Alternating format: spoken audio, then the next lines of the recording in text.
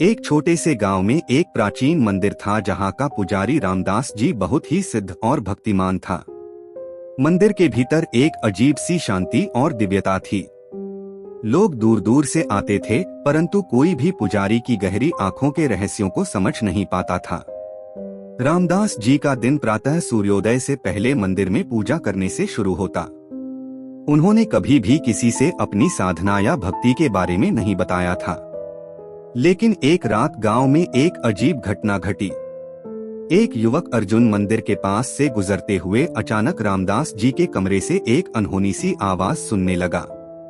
वह डरते हुए अंदर दाखिल हुआ। अंदर उसने देखा कि रामदास जी अपने दीपक के सामने बैठे हुए थे, लेकिन उनकी आंखें बंद नहीं थीं। वे किसी और ही दुनिया में खोए हुए थे, जैसे कोई उनसे बात कर रहा हो। अर्जुन ने धीरे से पूछा, पुजारी जी आप क्या कर रहे हैं? रामदास जी की आंखें अचानक खुल गईं। वे हंसते हुए बोले, तुमने वह सुना जो मैं सुन रहा था न? अर्जुन ने कुछ झिझकते हुए कहा, जी हाँ। पर वह आवाज कैसी थी? रामदास जी ने मुस्कुराते हुए कहा, यह आवाज तुम्हारी आत्मा की है। जब तुम अपने भीतर के शांति को ढूंढने का प्रयास करोगे तो तुम भी यह आवाज सुनोगे। अर्जुन चुप रहा। वह महसूस करने लगा कि शायद सच में मंदिर की दीवारों के भीतर कोई गहरी शक्ति बसी है जो उसे आगे बढ़ने का रास्ता दिखाएगी।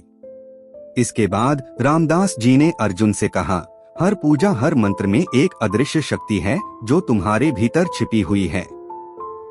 बस तुम्हें उसे पहचानने की आवश्यकता है। और फिर वे फिर से अपनी साधना में लीन हो गए।